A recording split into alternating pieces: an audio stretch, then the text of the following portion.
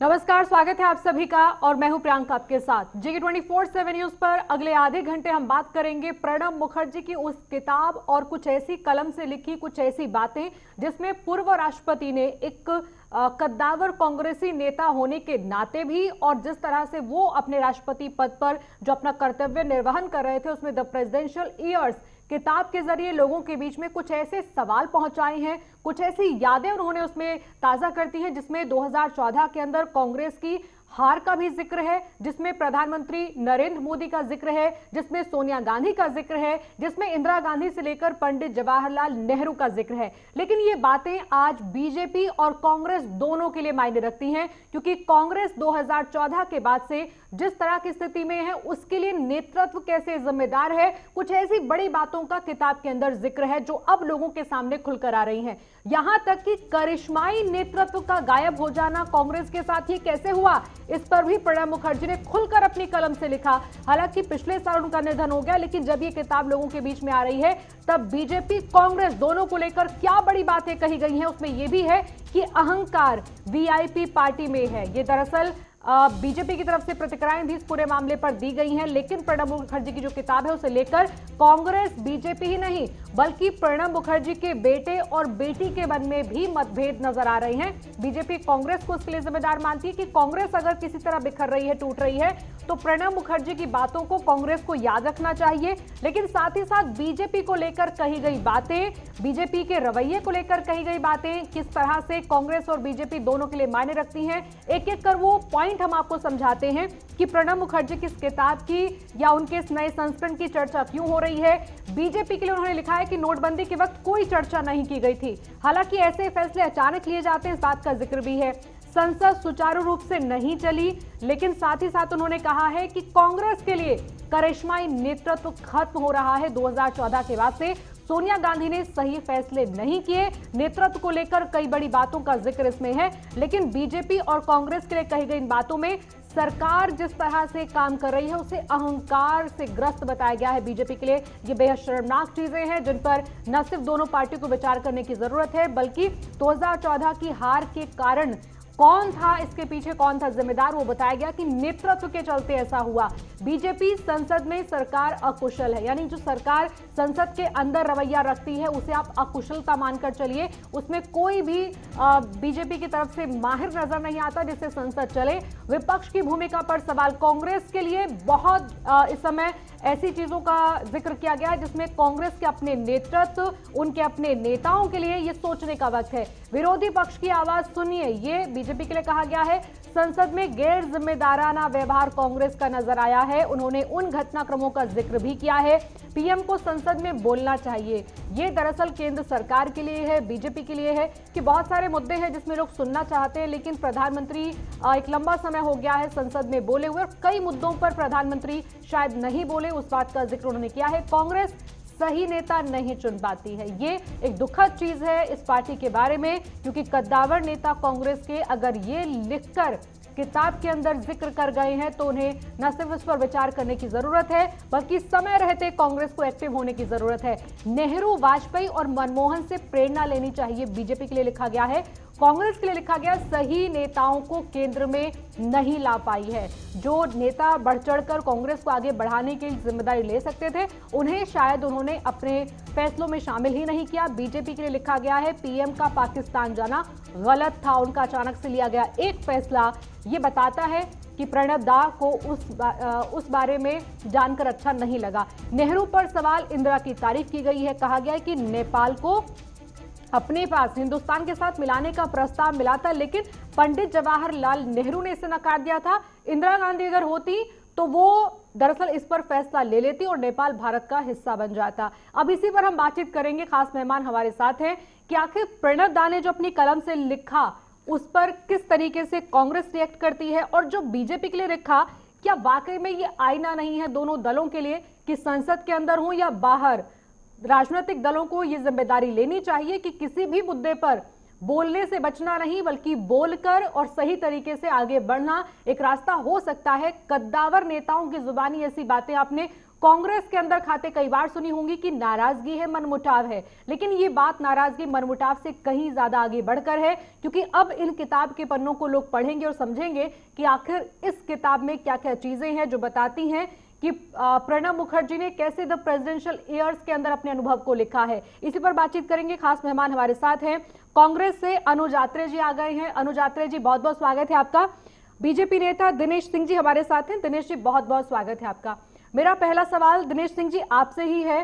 कांग्रेस को लेकर जो प्रणब मुखर्जी ने लिखा वो तो बहुत सारे नेता आज भी कहते हैं और कुछ कुछ दिन बाद आप नाराजगी भी देखते हैं, लेकिन बीजेपी के लिए दो चीजें बड़ी महत्वपूर्ण है। एक तो ये कि नोटबंदी को लेकर किसी से भी चर्चा नहीं की गई या आप लोगों ने चर्चा करना जरूरी नहीं समझा, और दूसरा ये संसद चलाने में उतनी कुशलता नजर नहीं आ रही है जो होनी चाहिए। देखिए प्रियंका जी, एक बहुत ही अहम मुद्दे पे आप चर्चा कर रहे हैं जी, और आपका चैनल आज इस मुद्दे पे चर्चा कर रहा है, मुझे भी बहुत अच्छा लग रहा है। आपके दो सवाल हैं। एक पहला सवाल है कि नोटबंदी पर चर्चा नहीं किया किसी के साथ। नोटबंदी एक विषय है कि अगर इसको सार्वजनिक रूप से या नेताओं के बीच में अगर इसको आप चर्चा करते, पार्टियों के बीच में चर्चा करते, तो क्या इसकी सफलता या उद्देश्य की पूर्ति हो पाती, नंबर एक। और दूसरी चीज कि प्रधानमंत्री जी संसद को ठीक से नहीं चला पाए।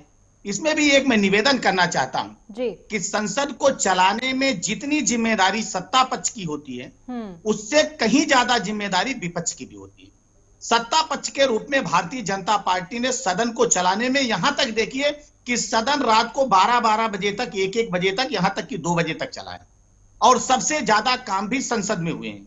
और यह कहना कि प्रधानमंत्री, विपक्ष तो ये आरोप लगाता है कि प्रधानमंत्री बोलते रहते हैं, मीडिया भी कहती है, टोंट कसती है कि एक प्रधानमंत्री थे 5 साल उन्होंने बोला नहीं और एक प्रधानमंत्री है जो बोलते ही रहते हैं। तो कौन सी बात को आप यथार्थ मानेंगे?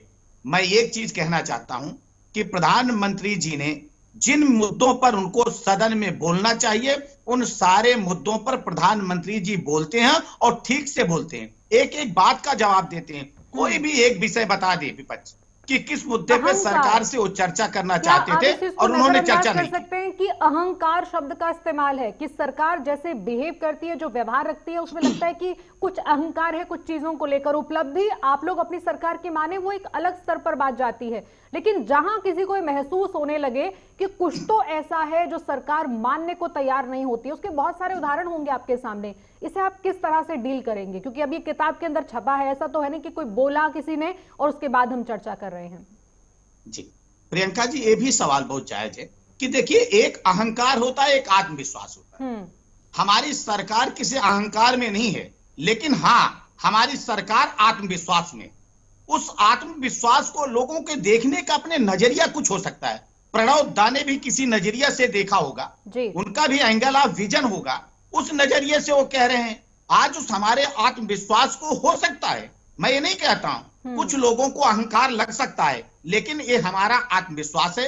ये हमारी सरकार जिस तरीके से काम कर रही है 2014 से लेकर अब तक, हम जो जनता के लिए काम कर रहे हैं, जो किसानों के लिए काम कर रहे हैं, जो युवाओं के लिए काम कर रहे हैं, जो मजदूरों के लिए काम कर रहे हैं, ये हमारी जो सरकार की उपलब्धियां हैं, उस उपलब्धियों के नाते हमारे अंदर जरूर आत्मविश्वास है। वो अहंकार नहीं है, आत्मविश्वास है। इस आत्मविश्वास को कोई आत्मविश्वास कहता है, कोई इसको अहंकार कह दे। ये अपने अपने देखने का नजरिया प्रियंका जी हो सकता है। मैं सिर्फ इतना कहना चाहता हूं, सरकार का अहंकार नहीं, इस सरकार का आत्मविश्वास है।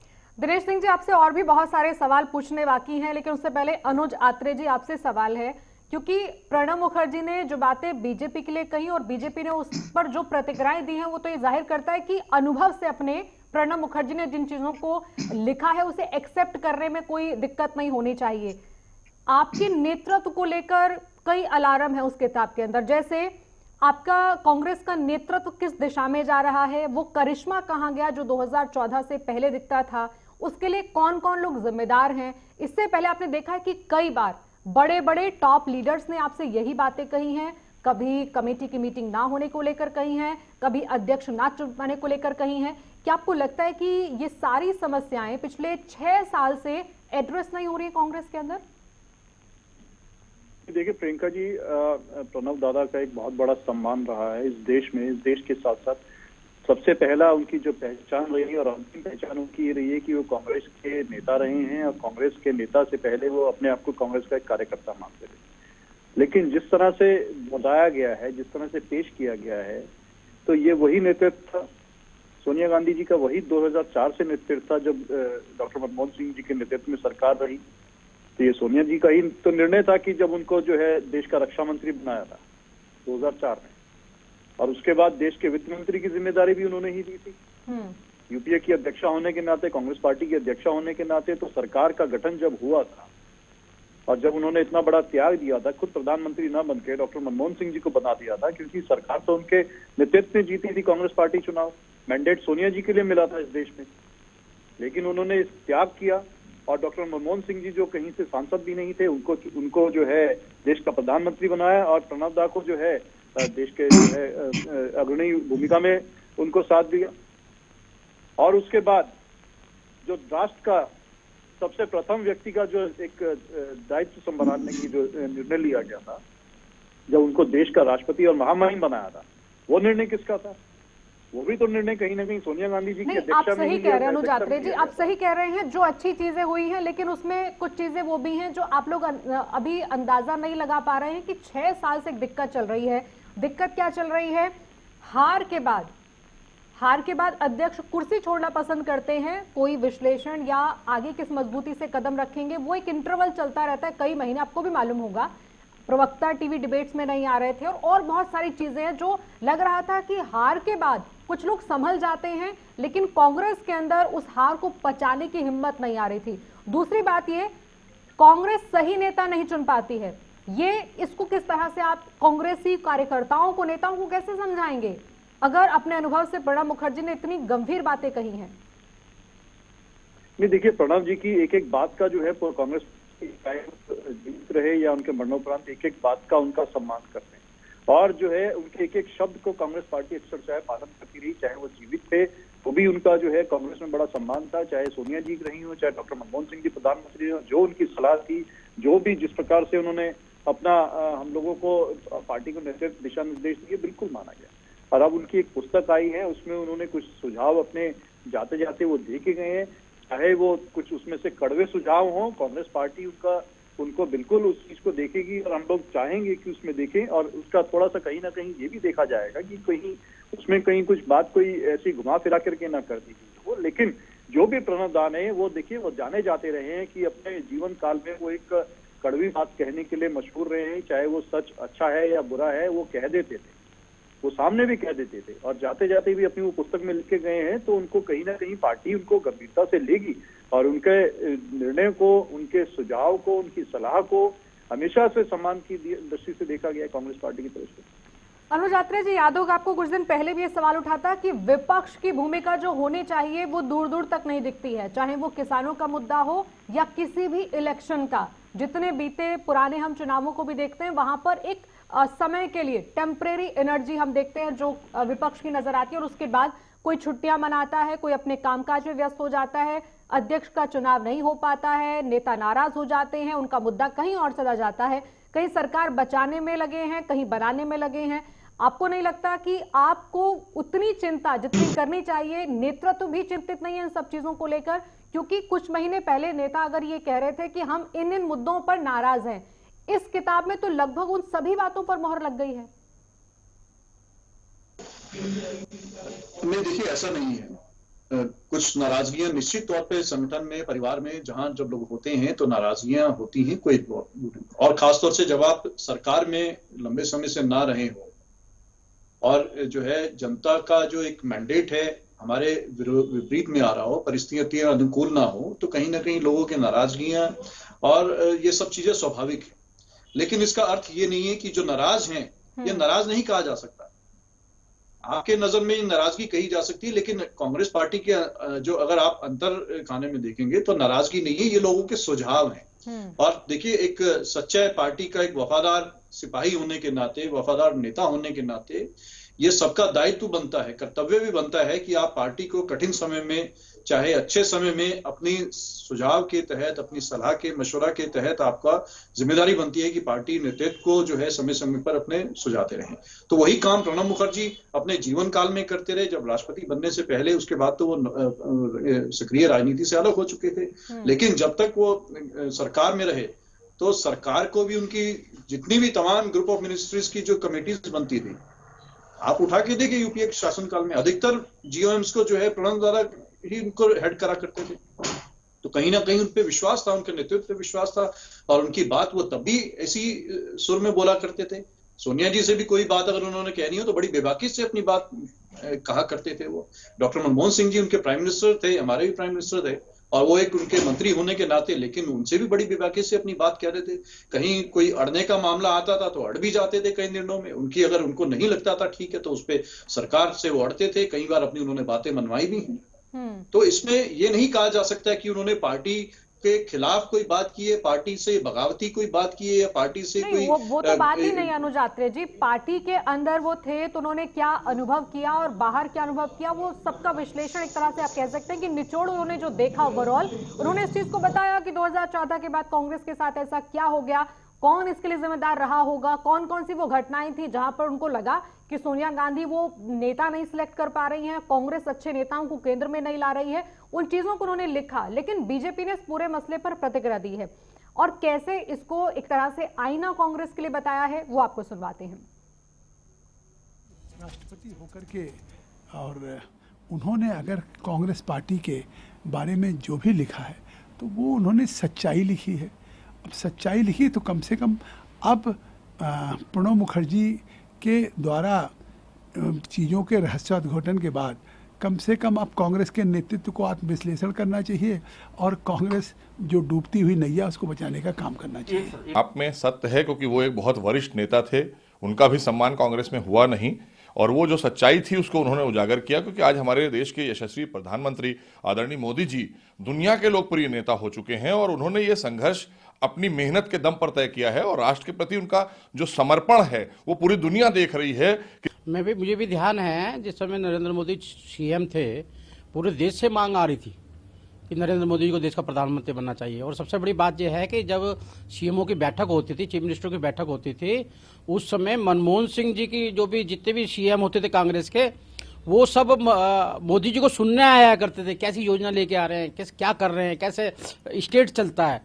ये देश की मांग थी और आज देश गौरवान्वित महसूस करता है उस बात को। और मनमोहन सिंह सही कह रहे हैं, मनमोहन सिंह तो सच लाइक के डमी थे। जब जिसका अध्यादेश पास किया हुआ राहुल गांधी बाहर सड़क पे फाड़ दे, वो व्यक्ति प्रधानमंत्री कैसा होगा, इसमें कुछ ज्यादा बोलने की आवश्यकता भी नहीं है मुझे लगता है। देखिए, सरकार न कभी एरोगेंट थी, न एरोगेंट है, न एरोगेंट रहेगी। किसानों के हितों के प्रति पूरी तरह से समर्पित थी, समर्पित है, समर्पित रहेगी। और इस दिशा में अगर एरोगेंसी का इनके परिवार से जो है वो हमें पाठ पढ़ना होगा क्या? जो परिवार जो है वो एरोगेंसी की पराकाष्ठा का जो है वो पर्यायवाची बना हो। तो ये दरअसल कई बड़ी बातें हैं जिस पर साफ तौर पर कांग्रेस कटघरे में है और बीजेपी भी लगभग उसी हालत में। प्रणब दा ने कहा है कि पिछले पूर्ववर्ती प्रधानमंत्रियों से क्यों नहीं मौजूदा सरकार को सीख लेनी चाहिए कि कभी असहमति वाली आवाज को सुन लीजिए। दिनेश सिंह जी, इस पर आपकी क्या प्रतिक्रिया है? एक तो ये कि विरोधी पक्ष की आवाज को आप जितना मर्जी अनसुना कर दीजिए, वो आवाज किसी के कानों तक पहुंची होगी। अगर सरकार ने नहीं सुनी, लोगों ने सुनी होगी। क्यों असहमति वाली आवाजों को आप नहीं सुनना पसंद करते? प्रियंका जी, ऐसा कभी नहीं हुआ है कि भारतीय जनता पार्टी या भारतीय जनता पार्टी की सरकार विपक्ष की बात को न सुने। और जहां तक प्रणब दा ने जो बात कही है, लिखी है किताब में, उन्होंने कुछ प्रधानमंत्रियों की चर्चा करके उनसे सीख लेना चाहिए। जिन प्रधानमंत्रियों की चर्चा की बात कर रहे हैं उन्हीं की क्रिटिसाइज भी की है। वो जवाहरलाल जी नेहरू के बारे में लिखते हैं, लेकिन प्रणब जी ने ही अपनी किताब में इंदिरा की तारीफ की है, लेकिन जवाहरलाल नेहरू जी को कटघरे में खड़ा किया है। तो भारतीय जनता पार्टी या भारतीय जनता पार्टी के यशस्वी प्रधानमंत्री, जो देश के यशस्वी प्रधानमंत्री हैं नरेंद्र मोदी जी, जिनसे भी उनको सीख लेनी चाहिए, वो सीख बराबर लेते हैं। लेकिन कम से कम कांग्रेस पार्टी के नेताओं से सीख लेने की जरूरत मुझे लगता है प्रियंका जी नहीं है। इसलिए ऐसा कहीं नहीं लिखा कि आपको कांग्रेस से सीख लेनी है। ये लिखा है कि पहले भी प्रधानमंत्री हुए हैं देश में जो किसी भी असहमत आवाज को सुनते हैं, या सरकार को समझ लीजिए इस लाइन में कि सरकार विरोधी पक्ष को सुनती है और बड़ी सहनशीलता से मुद्दों का हल निकलता है। लेकिन यहाँ विरोधी कुछ कहे तो आपको लगता है कि ये तो सिर्फ राजनीति के लिए आवाज उठाते हैं, इनका मतलब ही नहीं है किसानों के साथ क्यों खड़े हो गए हैं जाकर। ऐसे तमाम मुद्दे जिसमें आपने किसानों को कह दिया ये कांग्रेसी हैं, कांग्रेसी तो किसानों का भला नहीं चाहते, तो वो लगता है कि आप कुछ बातों का जवाब देकर भी जवाब नहीं देना चाहते। नहीं, इसलिए हम कहते हैं कि कांग्रेस पार्टी किसानों का भला नहीं चाहती है। इस देश में 6 दशकों तक कांग्रेस पार्टी का शासन रहा है और किसानों के लिए क्या किया? स्वामीनाथन की रिपोर्ट कांग्रेस के जमाने में बनकर तैयार होकर टेबल हुई थी, क्यों नहीं स्वामीनाथन की रिपोर्ट को लागू किए? आज जब किसानों के हित में हम किसानों की आय को दुगना करना चाहते हैं और हम उनको एमएसपी की हमने घोषणा की है, फिर उसके बाद किसानों को बरगलाने का काम कर रहे हैं। और हमारी सरकार पहले दिन में, प्रधानमंत्री मोदी जी 14 में प्रधानमंत्री बने, तब से लेकर अब तक लगातार हमारी सरकार किसानों के हित में बात कर रही है। चाहे वो पहला काम हो, मैं किसान का बेटा हूं प्रियंका जी, मैं जानता हूं किसानी को, बड़े नजदीक से मैंने किसानी को देखा हूं। आज मैं जब आपके साथ बात कर रहा हूं तब भी मैं गांव में बैठा हुआ हूं। मैं सबसे पहले जरूरत होती है कि किसान की मिट्टी कैसी, उसमें कौन सा बीज होगा कौन सा नहीं होगा। हमारी सरकार ने कहा कि सबको सॉइल टेस्टिंग की व्यवस्था होनी चाहिए। फिर जो किसान बीज रोपित करता है, मिट्टी में फेंकता है, वो पल्लवित होगा, पुष्पित होगा कि नहीं होगा, प्रमाणित बीज हमारी सरकार ने उपलब्ध कराया। हमारी सरकार ने कहा कि नहरों में हेड से टेल तक पानी जाना चाहिए। 18 घंटे गांव में और 24 घंटे शहरों में बिजली हमारी सरकार दे रही है। एमएसपी की घोषणा हमारी सरकार कर रही है। हमारी सरकार कह रही जैसे और उद्योग हैं उनके जैसे रेट जो है उत्पादन करता तय करता है, वैसे उत्पादक को किसानों को तय करने का अधिकार होना चाहिए। अपने माल को उत्तर प्रदेश का किसान उत्तर प्रदेश में बेचे या मध्य प्रदेश में बेचे या पंजाब में बेचे, पंजाब का किसान पंजाब हरियाणा या मध्य प्रदेश में बेचे, कोई दिक्कत नहीं होनी चाहिए। और किसी व्यवसाय में दिक्कत नहीं है तो भैया किसानों के साथ दिक्कत क्यों है? जब आज हमारी सरकार ये काम कर रही है तो परेशानी उनको हो रही है जिन्होंने 6 दशकों तक कुछ नहीं किया। और मैं ये भी चुनौती देता हूं प्रियंका जी, इनके नेताओं के सामने 5 बीज आप रख दीजिए, बता नहीं पाएंगे कि किसके बीज हैं और किस महीने में तैयार होते हैं। ये तो हाल है इस देश का। जहां तक बात प्रणव दा की है तो निश्चित तौर पर इस पुस्तक के बाद सामने आने के बाद कांग्रेस पार्टी को एक बार पुनः अपने गिरेबान में झांकना चाहिए। लेकिन दो चीजें आपने जैसे आपने कहा कि प्रणब मुखर्जी ने जो लिखा वो सराखों पर, लेकिन आप इस चीज को मानने को तैयार नहीं है कि सरकार अहंकार में उनको नजर आ रही थी, आप उस पर भरोसा नहीं जता रहे। और दूसरा ये कि सरकार संसद चलाने में अकुशल नजर आती है, विरोधियों की आवाज नहीं सुनती है। तीनों चीजें अगर आपने नकार दी हैं तो अनुज आत्रे भी तो वही कह रहे हैं कि देखने का नजरिया अपना अपना हो सकता है। अनुज आत्रे जी, एक चीज और बताइए, एक बहुत क्लियर सेंटेंस है इस किताब के अंदर, अनुभवहीनता घमंड पार्टी में नुकसान पहुंचा रहा है बहुत ज्यादा। नहीं, देखिए, मुझे नहीं लगता कि अनुभवहीनता की कोई ऐसी बात होनी चाहिए। और घमंड किस बात का? अभी तो घमंड कहाँ है? जब तक हम तो कहीं, घमंड तो इन लोगों को है जो सरकार में बैठे हैं, बीते 7 साल होने जा रहे हैं। अहंकार तो इन लोगों के सर चढ़ के बोल रहा है। कांग्रेस ने तो कभी अहंकार नहीं किया क्योंकि कांग्रेस कभी पहली बार सत्ता पे आई नहीं है। कांग्रेस के तो पुराने नेता, सारे नेता, चाहे उनमें प्रणब मुखर्जी साहब खुद शामिल हो, प्रणब दादा, सब लोगों को इतना लंबा अनुभव रहा है, इतना लंबा इनका जो है सरकार में रहने का कार्यकाल रहा है, तो किनको अनुभव चढ़े, किनको ये घमंड होगा? तो घमंड वाली बात तो मुझे कहीं लगती नहीं। और घमंड, और इस समय जब आप लोगों की जबानी है और सब लोगों की जबानी है कि कांग्रेस अभी जो है अभी अपने बिल्कुल न्यूनतम स्तर पर आ चुकी है मतों के हिसाब से है, तो हमें काहे का घमंड होगा? हम तो बिल्कुल जनता के जो है दरवाजे पर खड़े हैं। किसी भी इंसान या पार्टी के सामने एक परिस्थिति आ जाए कि यहाँ से डाउनफॉल हुआ है तो कोई भी यकीनन मेहनत करेगा उससे आगे निकलने की। लेकिन आपको खुद मालूम है कि बड़े बड़े दिग्गज आपके नेता, आप जिन्हें कन्विंस नहीं कर पा रहे हैं कि इस पार्टी में कुछ अच्छा होगा, वो कहते हैं कि पुराना रवैया छोड़कर आपको आगे बढ़ना होगा। पार्टी उससे अलग कोई स्टैंड नहीं लेती है, कोई फैसला नहीं लेती है। एक मीटिंग के बाद दूसरी मीटिंग जरूर बुलाई जाती है। एक और चीज है, सही नेता नहीं चुन पाते। जो खेमेबाजी आपके अंदर नजर आती है, कोई सोनिया गांधी के खेमे में, कोई राहुल गांधी के खेमे में, कोई एक ऐसा रास्ता आप निकाल नहीं पाए अभी तक।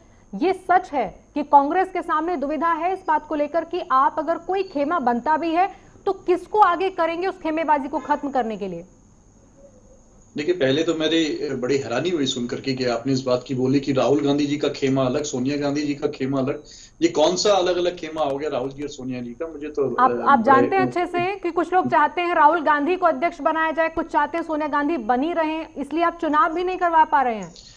देखिए, नहीं, देखिए, चुनाव बिल्कुल आपको देखेगा कि 2-3 महीने के अंदर अंदर संगठन के चुनाव होने जा रहे हैं और पूरा आपको पूर्णकालिक जो है अध्यक्ष मिलेगा। लेकिन आज भी सोनिया जी के नेतृत्व में कांग्रेस पार्टी जो है अपना संगठन का काम कर रही है। लगातार संगठन में फेरबदल का काम चल रहा है।